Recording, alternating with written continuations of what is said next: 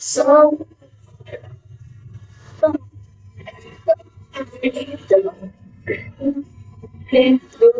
yeah.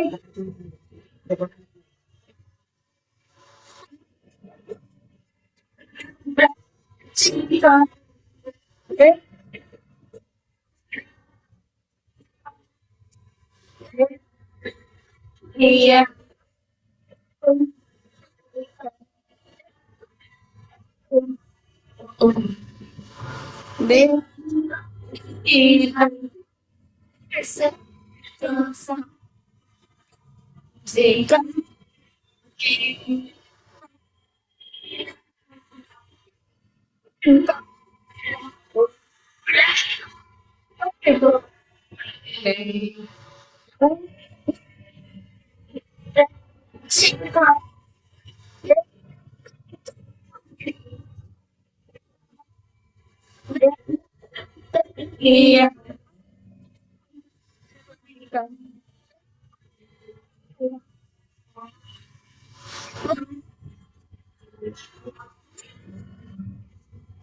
Say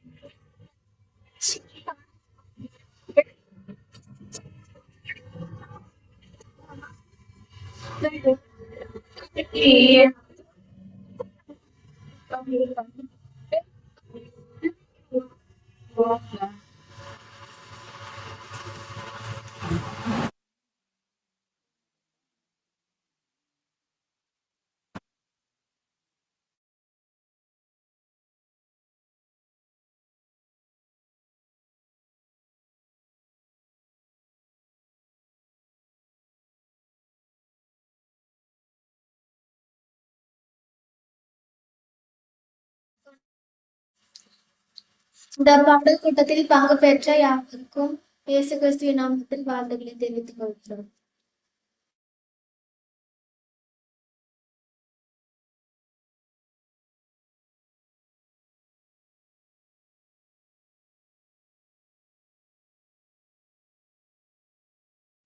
யாவரும் பயபக்தியோட தெய்வீக ஆராதனைகளை கடந்து போவோம்.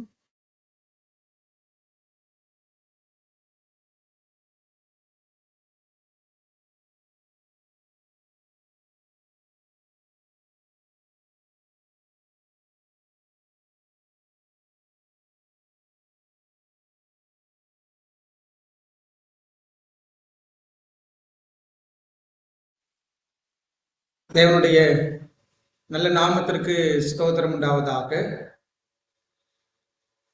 நான் பேசுறது கேக்குதுங்களா?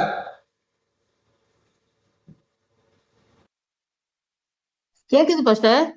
ஓகே, எல்லாருக்கும் கேக்குதா? எல்லாருக்கும் கேட்டா ஒரு தம்ஸ் அப் போடுங்க. ரொம்ப சந்தோஷம். தேவனுடைய நாம மையப்படுவதாக. இப்பொழுது கூட இந்த பாடல் ஆராதனையில பங்கு பெற்ற உங்கள் யாவரையும் ஆண்டவராகிய இயேசு கிறிஸ்துவின் நல்ல நாமத்தினாலே வாழ்த்துகிறேன். தேவன்களை ஆசீர்வதிப்பாராக. பாடின பிள்ளைகளை கூட தேவன் ஆசீர்வதிப்பாராக. இந்த நல்ல வேளையிலே நாம் யாவரும் ஒரு ஜெபம் செய்து இந்த நாளினுடைய ஆராதனைக்குள்ளாக கடந்து போலாம். நம்மோடு கூட இணைப்புல சகோதரி பத்மா அவங்க இருக்கிறாங்க. அவங்க ஆரம்ப ஜெபம் செய்யும்படியாக உங்களை அன்போடு கேட்டுக்கொள்கிறேன். ம் ஸ்தோத்திரம். ஜெபிப்போம். எங்களை நேசித்து வழி நடத்துகிற அன்பின் பரலோக பிதாவே, இந்த நல்ல வேலைக்காக இந்த ஓய்வு நாள்லயும் ஆண்டவரே ஆரம்ப ஆராதனையில கூடி வந்திருக்க ஆண்டவரே நல்ல கிருபை தந்திருக்கிறீர். அதற்காக உமக்கு நன்றி செலுத்துகிறோம் அப்பா.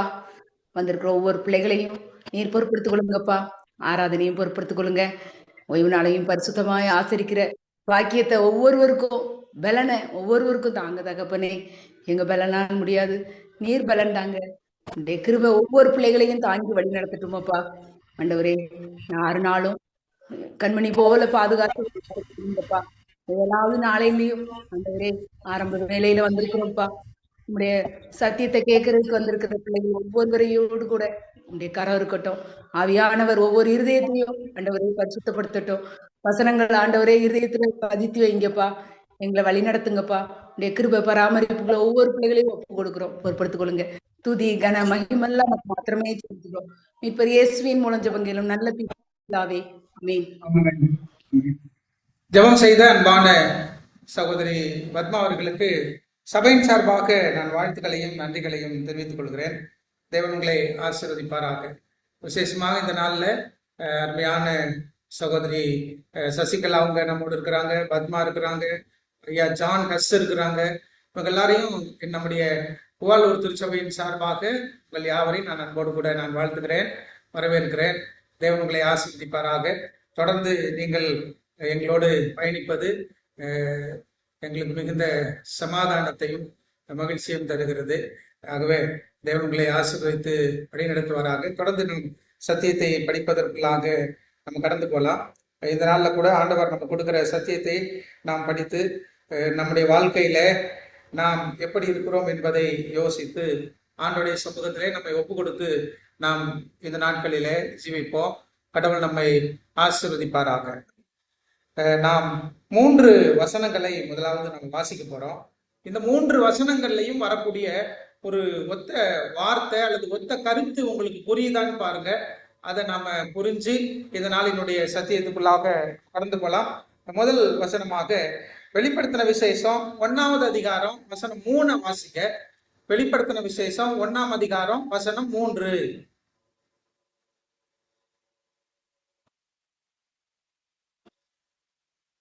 இந்த தீர்க்க தரிசன வசனங்களை வாசிக்கிறவனும் கேட்கிறவர்களும்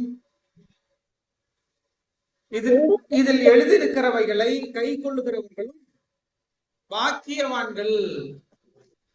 காலம் சமீபமாக இருக்கிறது. பாருங்க, இந்த வசனத்தை நீங்க நல்லா கவனிச்சுக்கணும். இந்த வசனத்துல சொல்லப்படுகிற சத்தியம் என்ன, விஷயம் என்ன அப்படிங்கறத நீங்க தொடர்ந்து வருகிற வசனங்களோடு ஒப்பிட்டு பார்த்து நீங்க பதில் சொல்லணும். சரிதானே? அடுத்த வசனத்தை வாசிக்கலாம். 22ஆம் அதிகாரம் வசனம் 7. வெளிப்படுத்தின விசேஷம் 22 வசனம் 7. இதோ சீக்கிரமாய் வருகிறேன். இந்த தீர்க்க தரிசன வசனங்களை கை கொள்ளுகிறவன் பாக்கியவான் என்றார். இதோ சீக்கிரமாய் வருகிறேன். இந்த புஸ்தகத்தில் உள்ள தீர்க்க தரிசன வசனங்களை கை கொள்ளுகிறவர்கள் பாக்கியவான்கள் அப்படின்னு சொல்லி ஆண்டவர் சொல்லுகிறார். சரிதானே? சரி, இப்போ முதல் வசனத்தை நீங்க கவனிச்சீங்க, 2வது வசனத்தையும் நீங்க பார்த்திருப்பீங்க. இப்ப 3வது இன்னொரு வசனத்தை நம்ம வாசிக்க போலாம். லூக்கா 11ஆம் அதிகாரம் வசனம் 28. லூக்கா 11ஆம் அதிகாரம் வசனம் 28. அதற்கு அவர், அப்படியாக தேவனுடைய வார்த்தையை கேட்டு அதை காத்து கொள்கிறவர்களே அதிக பாக்கியவான்கள் என்றார். சரி, இப்போ இந்த 3 வசனத்திலையும் இருக்கக்கூடிய ஒரு ஒத்த விஷயம் என்ன, ஒத்த கருத்து அல்லது ஒத்த வார்த்தை அல்லது ஒத்த பொருளை புரிந்து கொள்ளக்கூடிய விஷயம் உங்களுக்கு புரியுதா?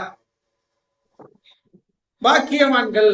சரி, ஒரு விஷயம் புரியுது. அப்புறம் யாரு பாக்கியவான்கள்?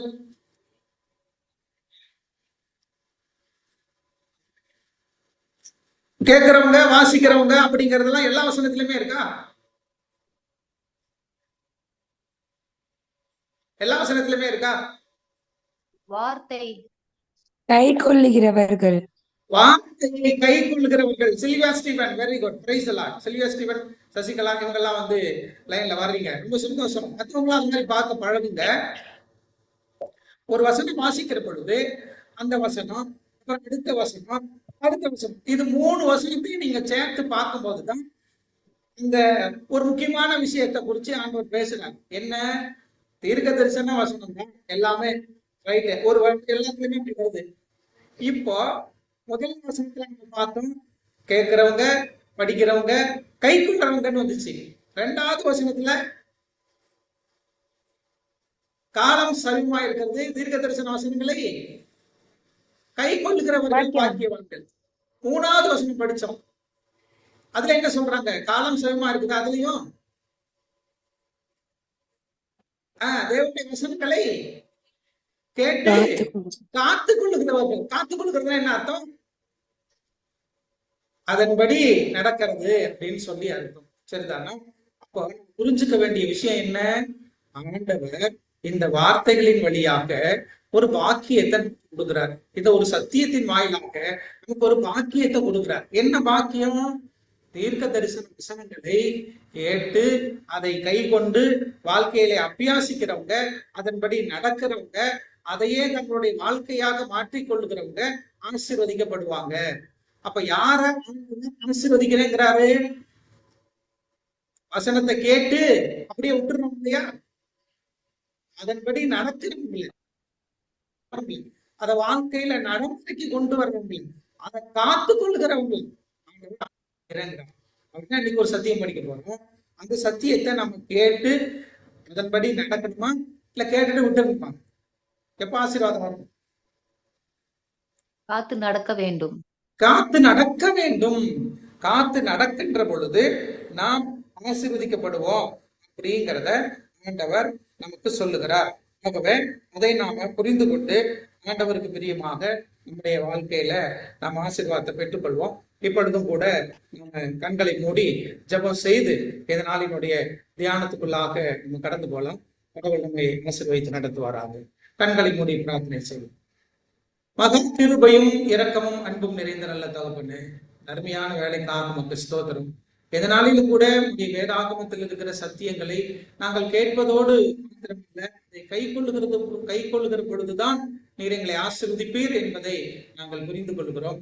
ஆகவே இந்த நாளிலே நாங்கள் படிக்க போகிற சத்தியத்தை மனசிலே உள்வாங்கி அதை கை கொள்வதற்கு எங்களுக்கு பலத்தை கொடுக்கும்படியாக இயேசுவின் நாமத்தில் ஜெபிக்கிறோம் நல்ல பிதாவே, ஆமென். ஓகே, சரி. என்ன ஆசீர்வாதம், எப்ப ஆசீர்வாதம் வரும் அப்படின்னு சொல்லி படிச்சோம்.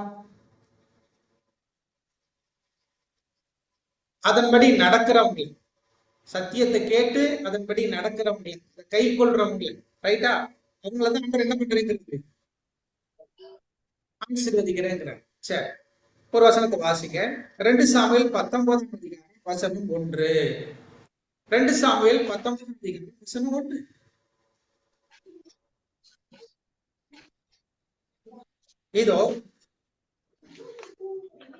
இதோ ராஜா அப்சலோமுக்காக அழுது புலம்புகிறார் என்று யோவாபுக்கு அறிவிக்கப்பட்டது. சரிதானா? யாருக்காக அழுது புலம்புறது?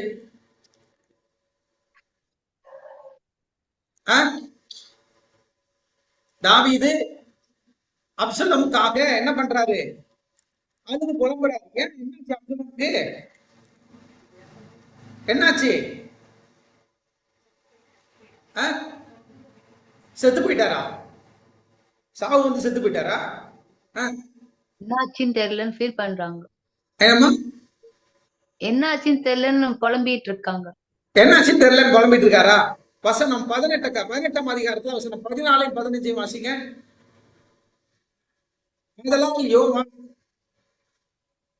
நான் இப்படி முன்னே பேசி தாமதிக்க மாட்டேன் என்று சொல்லி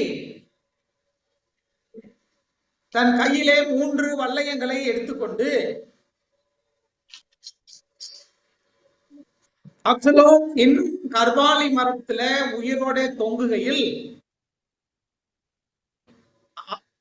அவைகளை எவன் யோவாப் யாருடைய நெஞ்சிலே குத்தினான்?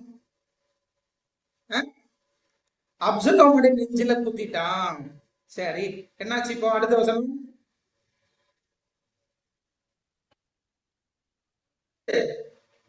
யோவாவுடைய ஆயுததாரியாகிய 10 சேவகர்கள் அப்சலோமை சூழ்ந்து அவனை அடித்து கொண்டு போட்டார்கள். யார? அப்சலோம். அப்சலோம் யாரு? தாவீதோட பையன். யோவாப் யாரு? யோவாப் யாரு? தெரியல. படிச்சாதான் தெரியும். படிச்சாதான் தெரியும். யோவாப் யாரு? தாவீதோடைய படைத்தலைவன், சேனாதிபதி. இப்ப தாவீது சேனாதிபதியே தாவீதோட பையன் அப்சலோம போட்டு தள்ளுங்க. நாட்டுல வித்தியாசமா இருக்கு. எப்படிங்க? யாருக்காச்சும் பதில் தெரியுமா? படிச்சவங்க இருக்கீங்களா? பைபிளை வாசிச்சு புரிஞ்சுக்கிட்டவங்க இருக்கீங்களா? இல்லாட்டா நான் அதுக்கு ஒரு கதை சொல்லணுங்க, அதுக்கான சம்பவ விஷயத்தை சொல்லணும். இது ராஜாவாகணும்னு வந்தாரு அப்சலோம். இவருக்கு அகெயின்ஸ்டா வராரு, அப்பாவுக்கு அகெயின்ஸ்டாவே வராரு அப்சலோம். அப்பாவுக்கு அகெயின்ஸ்டா வந்து என்ன பண்றாரு மிஸ்டர்? அவருடைய ராஜாவாக்கணும்னு சொல்லிட்டு அவரையே அந்த ஊரை விட்டு அனுப்பிச்சு விட்டுறாரு. வெரி குட் சிஸ்டர், வந்து அதை படிச்சிருக்கிறாங்க, அதுக்காக நான் கடவுளுக்கு நன்றி சொல்றேன். சரி, ரொம்ப சந்தோஷம். அப்ப பாருங்க என்ன நடக்குது அப்படின்னா, அப்சலோம் தான் ராஜான்னு நான் நினைக்கிறான். அதனால தாவீத கொலை பண்ணிட்டு தன்னுடைய ஆளுங்களை எல்லாம் சேர்த்து தாவீத கொலை பண்ணிட்டு வர போனீங்கன்னா அவன் எப்படி வந்து ராஜ்யபாரத்தை பிடிக்கிறதுக்கு வேலையெல்லாம் செய்யறாங்கிறத நீங்க போய் 1 சாமுவேல் 15 அப்படி வாட்சி பார்த்தீங்கன்னா அந்த விஷயம் இருக்கும். ரைட்டா? சரி, இப்போ அப்படியெல்லாம் செஞ்சு இப்போ ராஜ்யபாரத்தை புடிச்சுக்கிறதுக்கு வந்துட்டான். ராஜாவும் மாறிட்டான். இவன் அடுத்தது ஏற்கனவே இருக்கிற ராஜா தன்னுடைய தகப்பன் அவனை போட்டு தள்ளிட்டு ராஜாவா மாறணும்னு பாக்குறான். இப்ப அவன் பையன் வந்து தன்னை கொலை பண்ணிருக்கான்னு பயந்துகிட்டு அப்பா போய் ஒழிஞ்சுக்கிறார். தன்னுடைய படை வீரர்களோட கொஞ்சம் பேரோட போய் என்ன செய்யறாரு? காட்டுல ஒழிஞ்சுக்கிறார். துரத்திக்கிட்டு போறான். துரத்திக்கிட்டு போகும் பொழுது 2 கூட்டத்துக்கும் சண்டை நடக்குது. அங்க ராஜா வேற ஒரு இடத்துல இருக்கிறாரு. இங்க ஜனங்கள் எல்லாம் ராஜாவை தேடிட்டு வர்றாங்க. அப்சலோமுடைய ஜனங்கள் எல்லாம், இஸ்ரவேலர்கள் எல்லாரும் என்ன பண்றாங்க? ராஜாவை தேடிட்டு வர்றாங்க. அப்படி வருகிற பொழுது அது காட்டு பகுதி. காட்டு பகுதியில போய் சண்டை நடக்குது. இப்போ ஒரு கருவாலி மரத்துல போய் அவருடைய தலை மாட்டிக்குச்சு. யாருடைய தலை? அப்சலோமுடைய தலை மாட்டிக்குச்சு. போயிட்டு அவர் என்ன பண்ணிட்டாங்க? கொன்னுட்டாங்க. இப்போ யாரு செத்துட்டது? யாரு செத்துட்டா? அப்சலோம். யாரு அப்சலோம்? யாரு? சரி, இப்போ இந்த அப்சலோம் செத்து போயிட்டாரு. இப்ப இந்த செய்திய யாருக்கு தெரியப்படுத்தணும்? யாருக்கு தெரியப்படுத்தணும்? ராஜாவுக்கு தெரியப்படுத்தணும். ராஜாவுக்கு தெரியப்படுத்தணும். ஏன்னா ராஜாவே நம்ம போர்ல ஜெயிச்சிட்டோம், நம்முடைய எதிரியை நம்ம வீழ்த்திட்டோம், நீங்க தான் எப்பொழுதுமே ராஜா, உங்களுக்கு எதிராக யாரும் வர முடியாது அப்படிங்கிற செய்திய ராஜா கிட்ட கொண்டுட்டு போகணும். இப்போ அழுதான்னு வாசிங்களே, இது தெரிஞ்சதுக்கு அப்புறம் என்ன பண்றாங்க?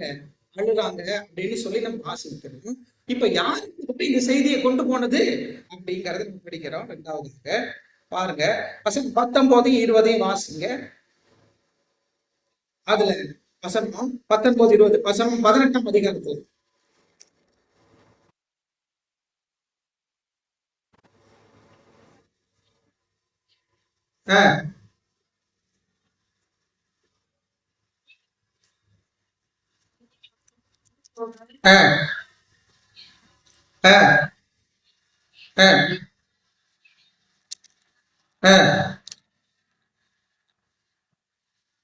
இப்ப பாருங்க, முதல்ல என்ன சொல்றாங்க?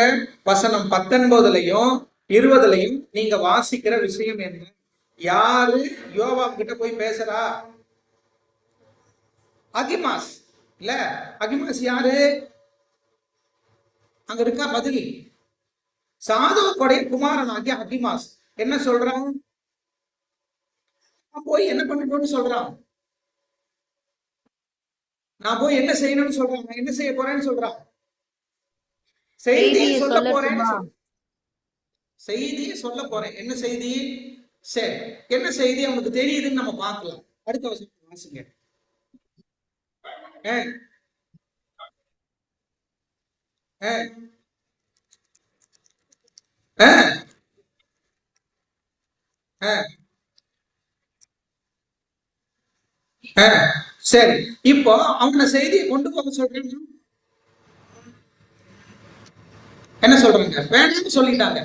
யோவா, செய்திய நீ சொல்ல வேண்டாம், இன்னொரு நாளைக்கு நீ போ அப்படின்னு சொல்லி வந்து வந்து யார நிப்பாட்டி வச்சுட்டாரு? யோவாபு அகிமாச நிப்பாட்டி வச்சுட்டாரு. இப்போ ரெண்டாவது யார் அனுப்புறாங்க? அடுத்த வசனத்தை வாசிங்க. கூசியை நோக்கி நீ போய் கண்டு அறிவு என்றான். கூசி யோவாபை வணங்கி ஓடினான். பாத்தீங்களா? இப்போ எத்தனை பேரு செய்தி சொல்றதுக்கு வர்றாங்க? 2 பேரு செய்தி சொல்றதுக்கு. 2 பேர். ஒருத்தன் பேர் என்ன? அகிமாஸ். இன்னொருத்தன் பேர் என்ன? கூசி. இப்ப இவங்க 2 பேரும் என்னத்தை சொல்றதுக்கு போறாங்க? என்னத்தை கொண்டு போறாங்க? ஒரு செய்தியை சொல்றதுக்கு போறாங்க. அதனாலதான் இன்னைக்கு நம்ம பாடத்தோட தலைப்பு என்ன வைக்கிறோம்னா, 2 வேலைக்காரங்க அல்லது 2 ஊழியக்காரங்க, 2 செய்திகள். ரைட்டா? நம்ம பாடத்தோட தலைப்பு என்ன?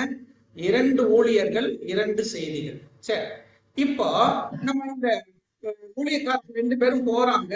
2 பேரும் முதல்ல அகிமாஸ் போறேன்றாப்புல, நீ போக வேண்டாம்னு சொல்றாப்புல, யோவாப் சொல்றாப்புல. இப்ப அவரு என்ன செய்யறாரு? யோவா இன்னொரு கூசி பார்த்து நீ போய் இந்த செய்திய சொல்லு அப்படின்னு சொல்லி அங்க சொல்றாங்க. இப்போ என்ன நடக்குது அப்படின்னு சொன்னா, வசனம் 21 வாசிச்சிட்டோம். இப்ப அடுத்து நம்ம என்ன புரிஞ்சுக்கணும்னாக்க, வசனம் 22 வாசிங்க.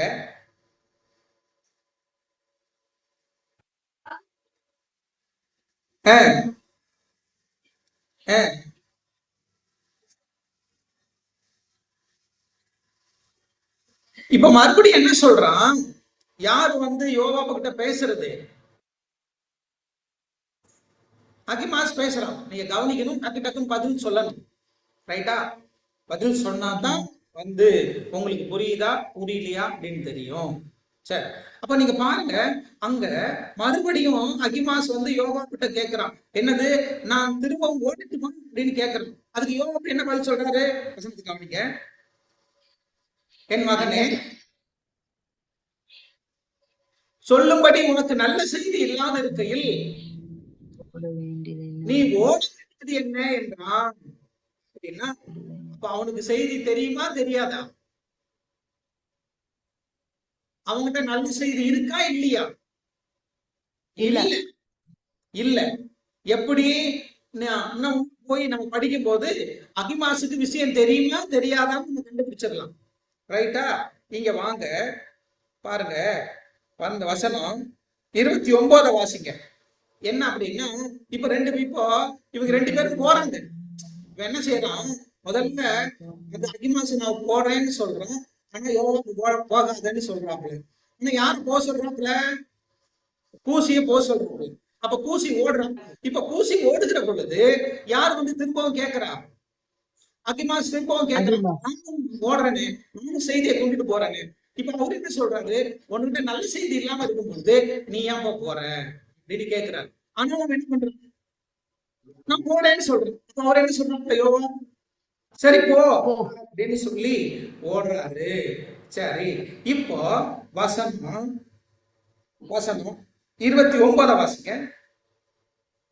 அப்பொழுது ராஜா பிள்ளையாண்டானாகிய அப்சலோம் சுகமாய் இருக்கிறானா? வசனம் 28 வாசிங்க. அகிமாஸ் வந்து சரி, ஏன்னா யாரு முதல்ல பாக்குறான்? ராஜா. அகிமாஸ் முதல்ல ஓடுனது யாரு? கூசி தான் முதல்ல ஓடணும். ஆனா எப்படி ஃபர்ஸ்ட் யாரு வர்றா? அகிமாஸ் தான் வரணும். எப்படி? வசனம் நீங்க வந்து பாத்தீங்க அப்படின்னா 23 கவனிக்கல. அதற்கு அவன், எப்படியாயிலும் நான் ஓடுவேன் என்றான். அப்பொழுது ஓடு என்றான். ஓடி கோசிக்கு முந்திக் கொண்டான். இப்போ போக வேண்டாம்னு சொல்றாங்க, அவனுக்கிட்ட நல்ல செய்தி இல்லைன்னு சொல்றாரு யோவாபு. ஆனா அவன் என்ன பண்றான்? ஓடி யார முந்திட்டான்?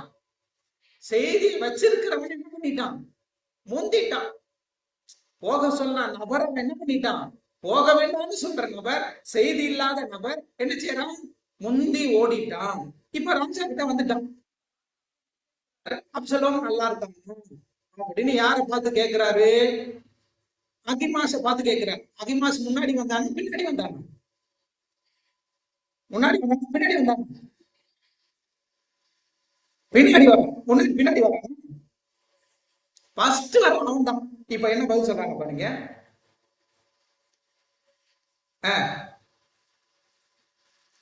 வசனம் 29 வாசிங்க. அப்பொழுது ராஜா கேட்கிறான், அகிமாஸ், யோவாப் ராஜாவின் வேலைக்காரனையும் உம்முடைய அடியானையும் அனுப்புகிற போது ஒரு பெரிய சந்தடி இருந்தது, ஆனாலும் அது என்னதென்று தெரியாது என்றான். இப்ப நீங்க நல்லா சொல்லுங்க, அகிமாசுக்கு விஷயம் தெரியுதா தெரியலையா? விஷயம் தெரிஞ்சா என்ன பண்ணிருக்கணும்? சொல்லி இருக்கணும். யார் சொல்லி இருக்கணும்? அகிமாஸ் சொல்லியிருக்கணும். அகிமாஸ் சொல்லி இருக்கணும். பாத்தியா என்ன சொல்லி இருக்கணும்? அப்சலோம் செத்துட்டான் சொல்லணும். அப்சலோம் செத்துட்டான்னு சொல்லி இருக்கணும். ஆனா செய்தி அவனுக்கு தெரியவே இல்லை. ஆனா என்ன பண்றான்? ஓடுறான். ஓடுறான். ஆனா யாரு ஓட வேண்டாம்னு சொல்றது? யோவா படைத்தலைவன் போக வேண்டாம்னு சொல்றான். அதை மீறிக்கிட்டு நான் போயே தீருவேன்னு சொல்லிட்டு யார முந்திக்கிட்டு போறான்? செய்தி தெரிஞ்சவன முந்திக்கிட்டு போறான். இப்போ அங்க போய் ராஜா கிட்ட கேட்கும் பொழுது, ராஜா கேட்கும் பொழுது ஒன்னும் தெரியல. ராஜா ஒண்ணு தெரியல, ஏதோ சந்தடி சத்தம் கேட்டுச்சு, என்ன நடந்து தெரியல, உட்கார வரணும் அப்படின்னு ராஜா. இப்போ அடுத்து யார் வர்றாங்க? அடுத்த வருஷம் வாசிங்க. அப்பொழுது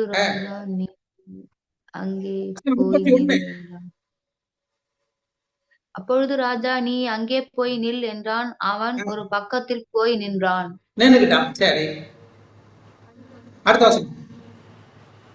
இதோ கூஷி வந்து, ராஜாவாகி என் ஆண்டவனே, நற்செய்தி, இன்று கர்த்தர் உமக்கு விரோதமாய் எழும்பின எல்லாரின் கைக்கும் உம்மை நீங்களாக்கி நியாயம் செய்தார் என்றான். இப்போ கூஷி என்ன கொண்டு வர்றான்? கூஷி என்ன கொண்டு வர்றான்? எப்படி துக்கமான செய்தி அது? அவன் என்ன சொல்றான் வந்து பாருங்க. இதோ கூசி வந்து, ராஜாவாகி என் ஆண்டவனே, என்ன சொல்றான்? வசனம் என்ன சொல்லுது? நற்செய்தி, கர்த்தர் இன்று கர்த்தர் உமக்கு விரோதமாய் எழுப்பின எல்லாரின் கைக்கும் நீங்களாக்கி நியாயம் செய்தான். புரியுதுங்களா? அப்ப நல்ல செய்தி யார் கையில இருக்கு? கூசி கையில இருக்கு. செய்தியே இல்லாதவன் யாரு? அகிமாஸ். இப்போ செய்தியை வச்சிருக்கவன் பின்னாடி வருவான், செய்தியே தெரியாதவன் என்ன பண்றான்? முன்னாடி போயிட்டு இருக்கிறான். இதாய மேட்டர். இவ்வளவுதான் விஷயம். சரிதானே? இப்ப இந்த விஷயத்துல இருந்து நாம என்ன கத்துக்க போறோம்? இப்ப அவர் வந்து கேட்கிறாரு, யாரு? ராஜா வந்து கேட்கிறாரு, கூசியை பார்த்து கேட்கிறாரு, கூசி என்னடாச்சு, அப்சலோம் நல்லா இருக்காங்க இல்லையாண்டா நல்லா இருக்காங்கன்னு கேட்கிறாரு. ஆனா என்ன சொல்றான்? என் ஆண்டவனே, ராஜாவே, உங்களுக்கு ஒரு நற்செய்தி வச்சிருக்கேன். ஆண்டவர் ஒரு நற்செய்தி வச்சிருக்கிறாரு. என்ன? உங்களை எதிர்த்து வர்ற எதிரி அவர் என்ன பண்ணிட்டாரு? நீங்களாக்கி நியாயம் செய்தார். 32 திரும்ப வாசிங்க. அப்பொழுது ராஜா கூசியை பார்த்து, பிள்ளையாண்டவனுக்கு அப்சலோம் சுகமா இருக்கிறானோ அப்படின்னு கேட்கிறாரு. அந்த பிள்ளையாண்டனுக்கு நடந்தது போல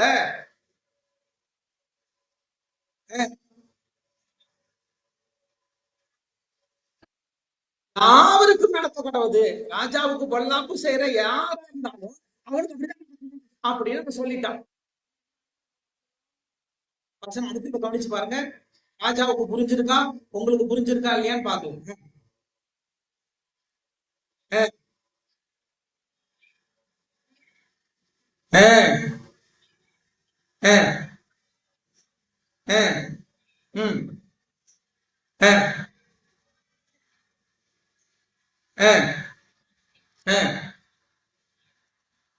இப்போ ராஜாவுக்கு விஷயம் தெரிஞ்சு போச்சா? என்ன விஷயம் தெரிஞ்சு போச்சு? அப்சலோம் செத்துட்டான். சரிதானா? அப்போ இதுதான் விஷயம்.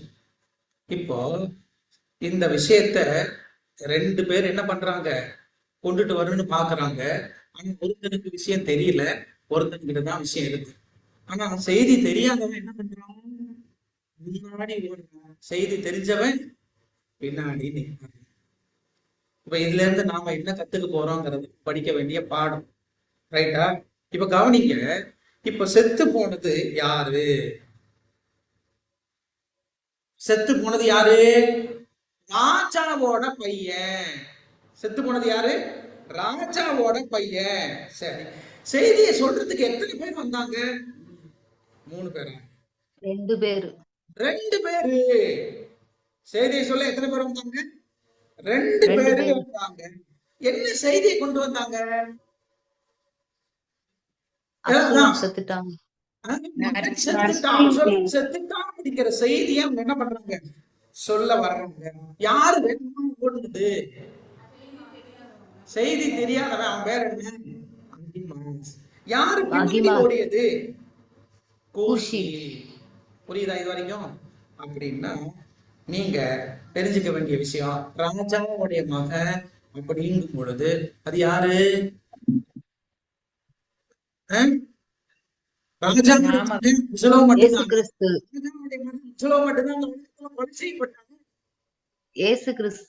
இயேசு கிறிஸ்துவும் கொலை செய்யப்பட்டான்.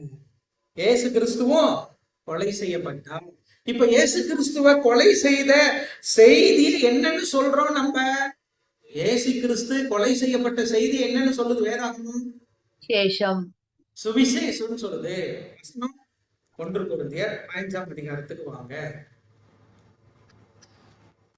1 கொரிந்தியர் 15ஆம் அதிகாரத்துக்கு வாங்க. வசனம் 1 முதல் வாசிங்க. 1 கொரிந்தியர் 15ஆம் அதிகாரம் வசனம் 1 முதல்.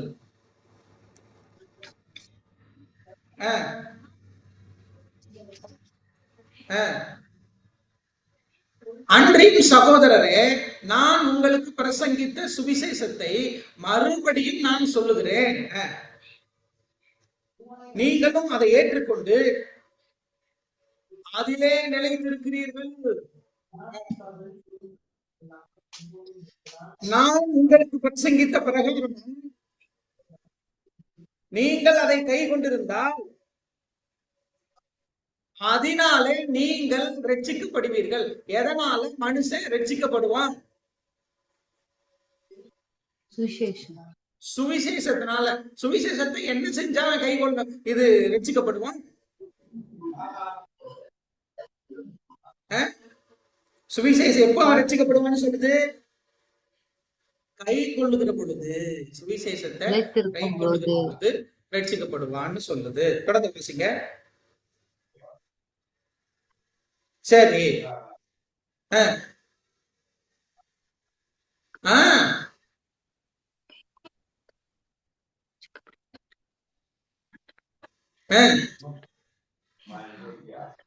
பாருங்க, கிறிஸ்துவானவர் வேத வாக்கியங்களின்படி நமது பாவங்களுக்காக என்ன பண்றாரு? மரிக்கிறாரு. அப்புறம் 3ஆம் நாள் என்ன பண்றாரு? உயிரோட எழுப்புகிறாரு. சரி, இப்போ ஏசப்பா மரிக்கிறதையும் ஏசப்பா அடக்கம் பண்ணப்படுறதையும் ஏசப்பா உயிரோட எழும்புறதையும் 1ஆவது வசனத்துல என்னன்னு படிச்சோம்? சுவிசேஷம். சுவிசேஷம். சுவிசேஷத்துக்கு இன்னொரு பேர் என்னது? நற்செய்தி. நற்செய்தி. இப்போ அங்க அப்சலோம் மரிச்சு போனானே, அந்த மரிச்சு போன செய்தியை கொண்டுட்டு வர்ற கூசி அதை என்னன்னு சொன்னா? நற்செய்தின்னு சொன்னான். பார்த்தீங்களா? அப்போ மரணம், யாருடைய மரணம் நற்செய்தியா இருக்கு இந்த உலகத்துக்கு? ஏசப்பாவுடைய மரணம் இந்த உலகத்துக்கு எப்படி இருக்குது? நற்செய்தி. ஊசி அப்சலோம் செத்து போனத நற்செய்தின்னு சொல்றான். ராஜாவே உங்களுக்கு நல்ல செய்தி கொண்டு வந்திருக்கிறேன், உங்களுடைய எதிரி, நம்முடைய எதிரி ஆண்டவர் எல்லாம் ஆக்கிட்டாரு அப்படின்னு சொல்றாங்க. ராஜாவுடைய மகன் இறந்த ஒரு செய்தி நற்செய்தி அப்படின்னா இது ஏதோ அப்சலோம் பத்தி பேசுற விஷயமா? தாவீதோட பையன் அப்சலோம் இறந்த விஷயத்த தான் இது பேசுதா, இல்ல அதை தாண்டி வேற ஒரு விஷயத்தையும் அது சொல்லி கொடுக்குதா நமக்கு? அதை தாண்டி தேவனை பற்றி. வேறொரு விஷயத்தையும் அது சொல்லி கொடுக்குது. அது பரலோக ராஜாவுடைய மகனாகிய கிறிஸ்து செத்து போனதை, மரித்ததை சொல்லக்கூடிய செய்தியாக அது இருக்கிறது. சரிதானே? சரி, இப்போ அந்த அப்சலோம் செத்து போன செய்தியை எத்தனை பேர் இந்த உலகத்துல ராஜாவுக்கு கொண்டுட்டு போனாங்க? 2 பேர். 2 பேரு. அப்படின்னா இயேசுடைய நற்செய்தியையும் இந்த உலகத்துல எத்தனை நபர்கள், இது எத்தனை கூட்டம் கொண்டுகிட்டு போகணும்? 2 குழுக்கள். 2 குழுக்கள், 2 ஊழியக்காரர்கள். நான் சொல்றது புரியுதா? தலைப்பு என்ன வச்சோம், என்ன படிச்சோம்? 2 ஊழியக்காரர்கள், 2 செய்தி. ஒன்று அகிமாஸ், இன்னொன்று கூசி. கூஷி. ஆமா, இது அப்படியே இன்றைக்கு ஏசப்பாவுடைய நற்செய்திய, ஏசப்பாவுடைய சுவிசேஷத்தை, ஏசப்பாவுடைய மரணத்தின் செய்திய எத்தனை குழுக்கள் அல்லது எத்தனை ஊழியக்காரர்கள் கொண்டுட்டு போக வேண்டி இருக்கிறது? 2 பேர். 2 ஊழியக்காரர்கள். சரி, அங்க எந்த ஊழியக்காரர்களுக்கு, எந்த ஊழியக்காரனுக்கு அந்த செய்தி தெரிஞ்சது? அந்த ஊழியக்காரனுக்கு கூஷி. பேர் என்ன? கூசி. கூசி இந்த செய்திய, அவனுக்கு தெரிஞ்ச செய்திய எப்படி கொண்டுட்டு போனான்? ரொம்ப வேகமா கொண்டுட்டு போனான், மெதுவா கொண்டுட்டு போனான், பின்னாடி போனோம். பின்னாடி போனான். யாரு முன்னாடி ஓடுறது? அகிமாஸ். அகிமாஸ். அவனுக்கு செய்தி தெரியுமா தெரியாதா? தெரியாது. தெரியாது. பாத்தீங்களா? அப்போ செய்தியே தெரியாதவன் என்ன செய்யறான்?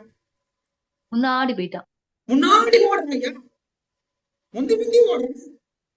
ஆனா ஒண்ணு என்ன இல்ல, ஒண்ணுமே இல்ல. செய்தி ஒண்ணுமே இல்ல. இல்ல, ஒண்ணும் தெரியல, தெரியல. சந்தடி தான் இருக்கு. மனுப்புற போய் ராஜா கேக்குறாங்க, அகிமாஸ், என் பிள்ளை அச்சனம் நல்லா இருக்காங்க, சுகமா இருக்கிறாங்க, என்ன நடக்குது, செய்திய சொல்லு, ஓடி வந்திய, வேகமா வந்திய, எனக்கு சொல்லி கொடுன்னு கேட்கணும். அவன் என்ன சொல்றான்? ராஜாவே, சங்கடி தான் கேட்டுச்சு, சத்தத்தான் கேட்டுச்சு, என்ன நடந்தது எனக்கு தெரியல ராஜாவே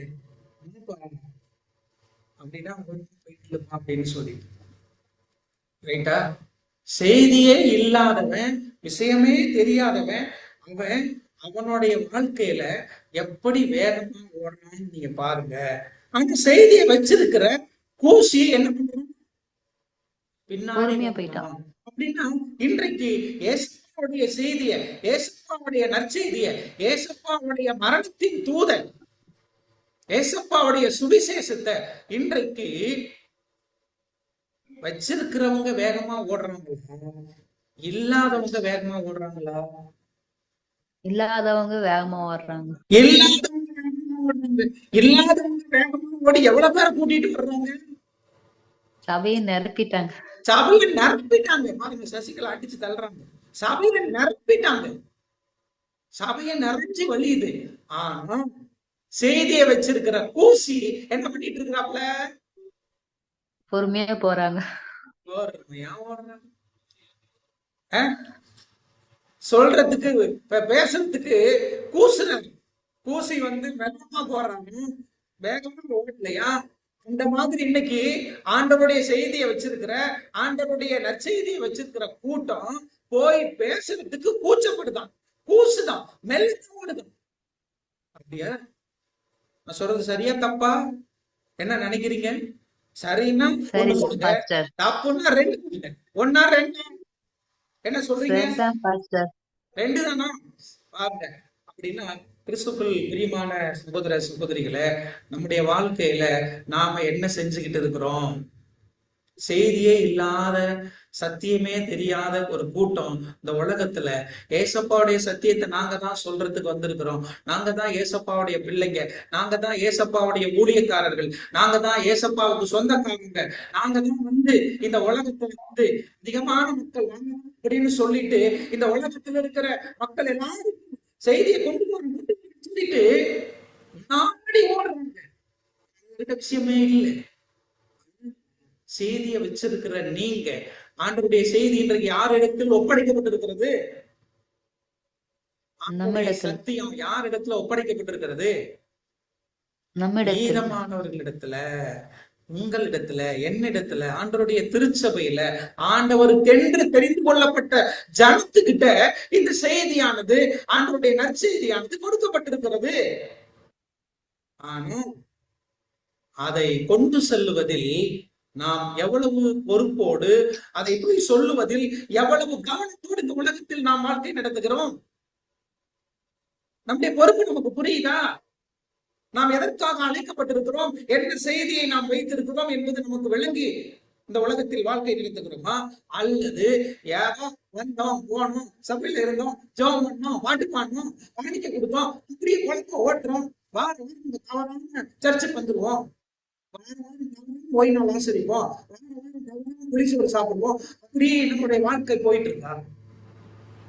எங்க புளிசோறு சாப்பிடுறது தப்பு இல்லைங்க, வாரம் வாரம் சர்ச்சுக்கு வர்றது தப்பு இல்லைங்க, வெஸ்பருக்கு வர்றது தப்பு இல்லைங்க, டிவைனுக்கு வர்றது தப்பு இல்லைங்க, சபை ஸ்கூலுக்கு வர்றது தப்பு கிடையாது, அதெல்லாம் வரணும். ஆனா விஷயம் என்ன? நம்முடைய ஓட்டம் எப்படி இருக்கிறது? நம்முடைய ஓட்டம் எப்படி இருக்கிறது? ஆண்டவர் பாருங்க, கூசி அகிமாஸ், நீங்க நல்லா கவனிக்கணும். அகிமாஸ் சொல்றோம், ஐயா நான் போறேன், என்ன பண்ணல எஜமான், என்ன பண்ணல, என்ன பண்ணல, ஒண்ணும் தெரியாது அப்படின்றாரு. ஆனா யோபு யார பேர் சொல்லி கூப்பிடுறாரு? யோபா யார் பேர் சொல்லி கூப்பிடுறாருங்க? கூசி நீங்க வான்றாரு, கூசி நீங்க வா அப்படின்னு சொல்றாரு. அப்படின்னா இன்று நீங்கள் தேவனால் அழைக்கப்பட்டிருக்கிறீங்களா? தேவன் உங்களை இன்றைக்கு பேர் சொல்லி அழைத்திருக்கிறாங்க. கூசி போன்று உங்க பேரை நீங்க சொல்லி பாருங்க. எனக்கு வேணும் என் சத்தியத்தை நீ இந்த உலகத்துக்கு கொண்டுட்டு போ அப்படின்னு என்ன பேர் சொல்லி அழைச்சிருக்கிறாங்க. நீங்க அப்படி நம்புறீங்களா? கிறிஸ்துவுக்குள் பிரியமான சகோதர சகோதரிகளே, ஆண்டவர் உங்களை பெயர் சொல்லி அழைத்திருக்கிறார். கூசியை எப்படி யோவாப் அழைத்தாரோ அதை போலவே நாம் வேலை செய்வதற்காக, ஊழியம் செய்வதற்காக, தேவனுடைய சத்தியத்தை சுமந்து கொண்டு செல்வதற்காக, இந்த உலகத்திலே கொண்டு போய் மக்களிடத்திலே போடுவதற்காக ஆண்டவர் உங்களையும் என்னையும் பெயர் சொல்லி அழைத்திருக்கிறார். அப்படி பெயர் சொல்லி அழைச்சிருக்கிற சமயத்துல நாம செய்தியை வச்சுக்கிட்டு எப்படி ஓடுறோம்? அநேக சமயங்கள்ல செய்தி வச்சிருக்கிற ஜனங்க செய்தி கேட்கறதுக்கு வரல, செய்தி கேட்கறதுக்கு வர்றதில்ல. ஓய் நாள் ஆசரிக்கிறோம்னு சொல்ற ஜனங்க வாதி ஓய் நாள் ஆசரிக்கிறாங்க. 50 மார்க் அவங்களுக்கு வேணும்னு நினைக்கிறாங்க, 50 மார்க் வேணும்ன்றாங்க. எப்பயில இருந்து ஆண்டவர் ஓய் நாள் வச்சிருக்கிறாரு? சனிக்கிழமை காலையில இருந்தா? சனிக்கிழமை காத்தாலையில இருந்துதான் ஓய் நாள் ஆரம்பிக்குதா?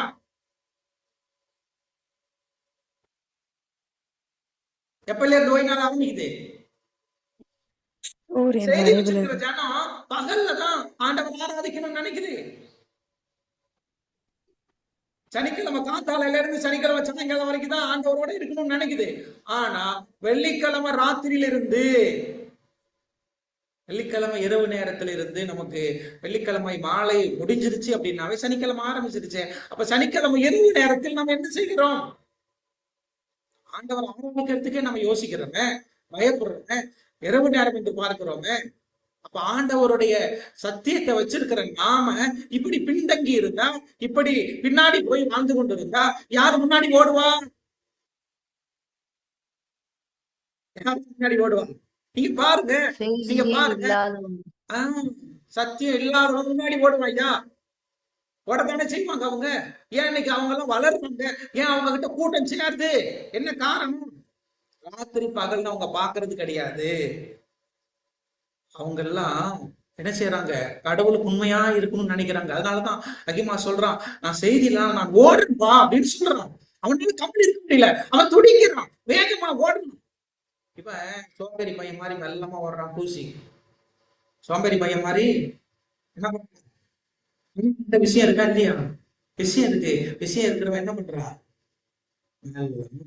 எறும்பு ஊற கல்லுதே இல்ல, எறும்பு ஊற கல்லுது அப்படி ஆடிக்கிட்டு மேல இல்லாம போலாம். என்னப்பா கெட்டு போச்சு? எவ்வளவு நாளைக்கு எவன் முடிஞ்சு போயிட போகுது? எவ்வளவு நாளைக்கு எவன் முடிஞ்சு போயிட போகுது? ஆண்டவர் நாளைக்கு எவன் வந்துருவாரு. பேசிக்கலாம் மருந்து என்ன கெட்டு போச்சு? அவன் ஓடி ஓடி ஒண்ணும் இல்லாம ஓடிட்டு போறேன்.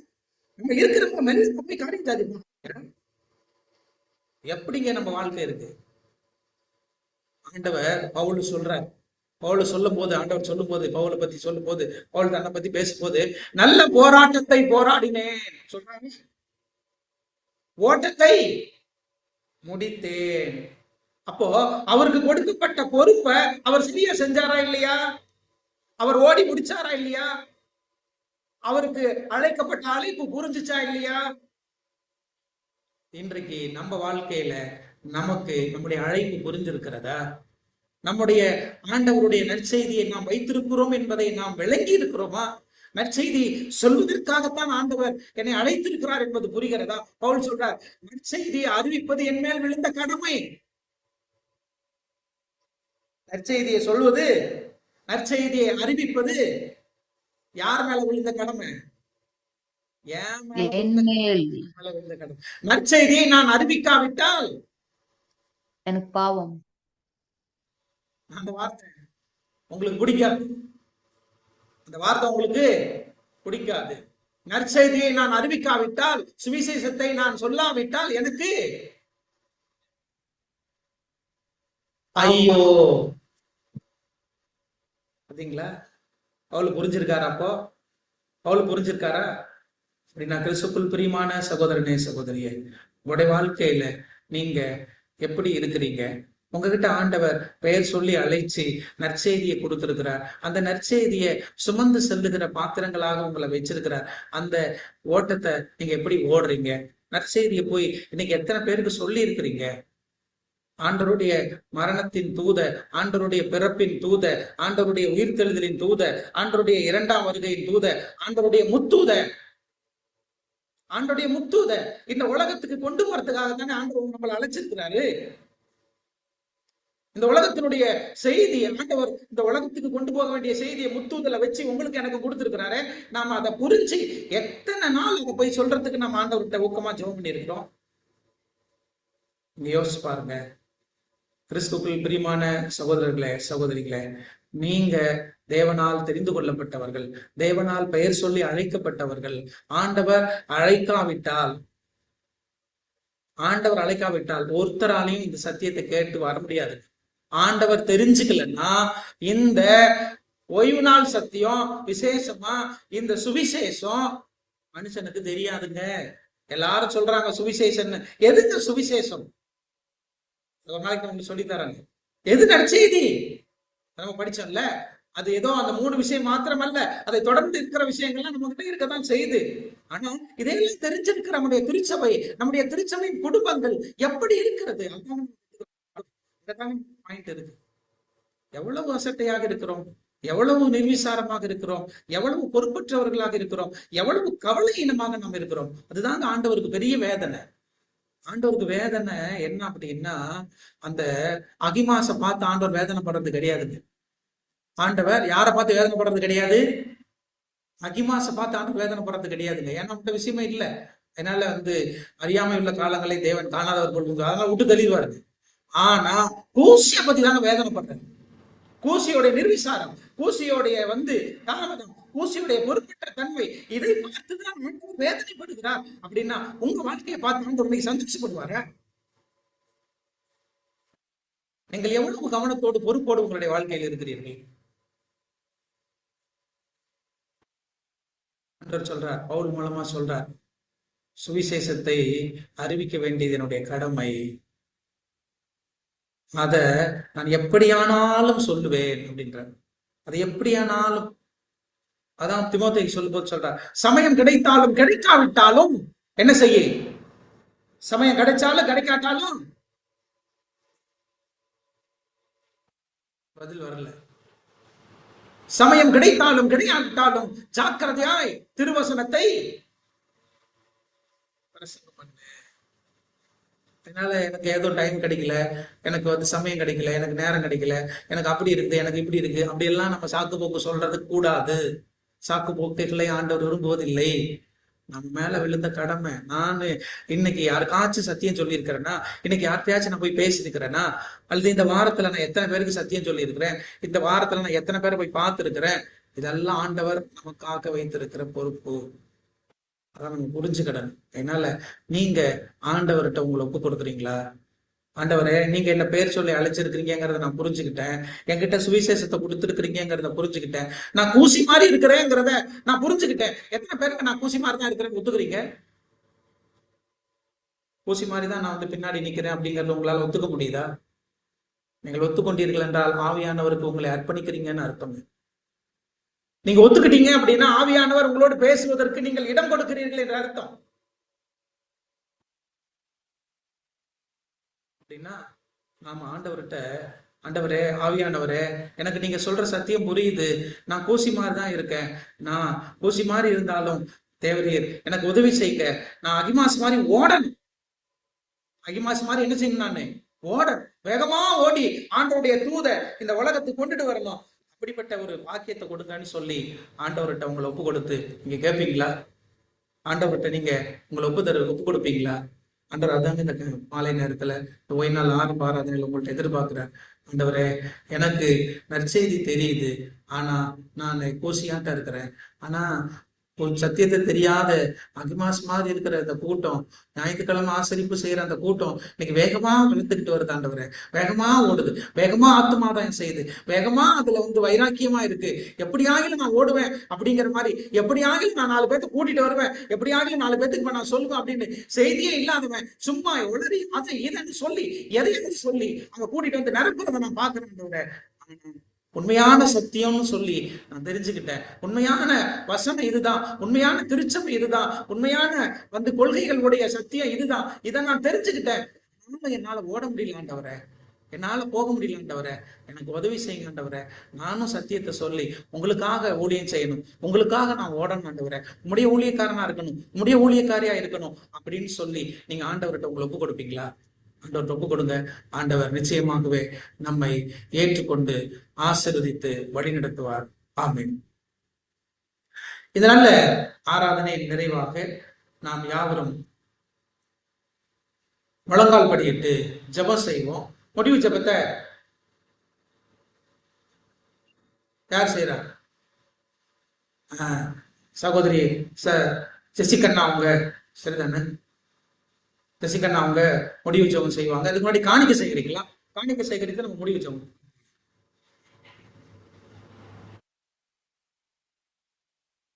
காணிக்கை சேகரிப்போம்.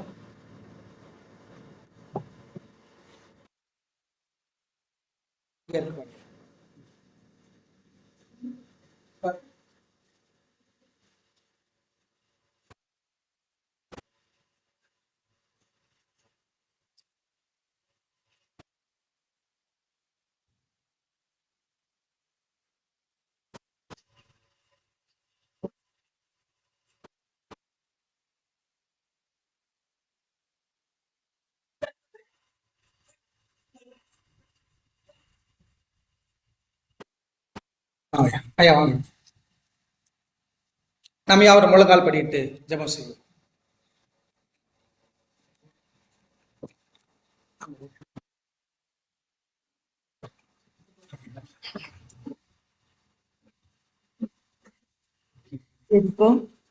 மகா பரிசுத்தமும் கிருபை நிறைந்த நல்ல தகப்பனே, சுவாமி ஸ்தோத்திரம்ப்பா. இதோ இந்த 6 நாளும் வேலை செய்து தேவனே, உங்களுடைய ஓய்வு நாளிலே இந்த ஆரம்ப வேலையிலே எங்களை ஆலயத்திலே கூட்டி சேர்த்த கிருபைக்காக உங்களுக்கு நன்றி செலுத்துகிறோம் சாமி. இதோ வாஞ்சையோடு இருக்கும் கூட்டி சேர்க்க முடியாத பிள்ளைகளையும் நீங்கள் கண்ணோக்கி பார்த்து கொண்டிருக்கிறீர்கள் சாமி. அதுக்காக கூட நன்றி செலுத்துகிறோம். முடிந்தால் அடுத்த வாரம் அவர்கள் வருவதற்கு நீங்கள் உதவி செய்யுங்க சுவாமி. அப்பா, இதோ நாங்கள் இந்த ஆலயத்திலே வந்து சுவாமி எப்படி நாங்கள் இருக்கிறோம் அப்படிங்கிற பாடத்தை நாங்க கத்துக்கிட்டோம் சாமி. அப்பா தேவனே அதுக்காக நன்றி செலுத்துகிறோம் சாமி. அப்பா இதோ பூசி மாதிரி நாங்கள் இருப்பதற்கு நீங்க எங்களுக்கு உதவி செய்யுங்கள் சாமி. ஆனாலும் ஓட்டத்திலே எப்படி நாங்கள் இருக்கணும் அப்படிங்கிறதை நாங்க கத்துக்கிட்டோம் சாமி. இதோ தேவனே நாங்கள் பின்தங்கி உங்களுடைய சத்தியத்தை நாங்கள் மனசுல வச்சுக்கிட்டு இருந்தாலும் பின்தங்கி இருக்கிறோம் அப்படிங்கிற ஒரு பாடத்தை நாங்க கத்துக்கிட்டோம் சாமி. அப்படி இல்லாதபடி சுவாமி நாங்கள் எங்களுடைய ஓட்டத்தை எப்படியெல்லாம் ஓடி உங்களுடைய சுவிசேஷத்தை நாங்கள் நற்செய்தியை உங்களுக்கு நாங்கள் தெரியப்படுத்தணும் அப்படிங்கிறத நாங்கள் பாடத்தை மிகவும் ஆழமாக நாங்கள் கத்துக்கொண்டோம் சாமி. மனதிலே அவ்வளவு ஆசைகள் இருந்தாலும் சுவாமி உண்மையாலுமே மனம் பாரத்தோடையும் அழுகையோடும் நாங்கள் சொல்கிறோம் சாமி. தேவனே நாங்க உங்களோட நாங்க வந்து சேருவதற்கு நாங்கள் எங்களோட மனசை முதல்ல தூய்மைப்படுத்திட்டு சாமி மற்ற மக்களை நாங்கள் பார்க்கும் பொழுது தேவனே உங்களுடைய குணத்தை நாங்க எங்க மனசுலயே பெற்றுக்கொண்டு அந்த குணத்தை நாங்க பிரதிபலிக்கும் பொழுது எப்படி நற்செய்தியை நாங்கள் சொன்னால் அவர்கள் ஏற்றுக்கொள்வார்கள்ங்கிற மனப்பக்குவத்தோடு தேவனே நாங்கள் உங்களுடைய நற்செய்தியை நாங்கள் அந்த மக்களிடத்தில் நாங்கள் பேசுவதற்கு எங்களுக்கு ஏற்ற ஞானத்தை எங்களுக்கு தாருங்கள் சாமி. ஒவ்வொரு நாளும் நாங்கள் கற்றுக் கொடுக்கும் சத்தியத்தை தேவனே எங்கள் வழியிலே நாங்கள் உங்கள் வழியிலே நாங்கள் நடந்து தேவனே உங்கள் பரலோக பாதையை நாங்கள் கிட்டி சேருவதற்கு எங்களுக்கு ஏற்ற ஞானத்தையும் புத்தியும் எங்களுக்கு தாருங்கள் சாமி. ஒவ்வொரு நாளும் உங்கள் வழியிலே நடந்து தேவனே நாங்கள் நல்ல பிள்ளையாக நாங்கள் வளர்வதற்கும் மற்றவர்களை கூட்டி சேர்ப்பதற்கும் நாங்கள் இந்த சத்தியத்தின் மூலம் நடப்பதற்கும் நீங்கள் எங்களுக்கு உதவி செய்யுங்கள் சாமி. எல்லா விஷயத்தையும் உங்கள் பாதத்துல வைக்கிறோம் அப்பா சுவாமி. நாளை கூட நடக்கவிருக்கும் ஒவ்வொரு நிகழ்ச்சியும் உங்கள் பாதத்துல வைக்கிறோம். நாங்கள் இன்று முதல் நாளை வரை சுவாமி உங்களுடைய பரிசுத்தமான ஓய்வு நாங்கள் பரிசுத்தமாக ஆசிரியப்பதற்கு எங்களுக்கு உதவி செய்யுங்கள் சாமி.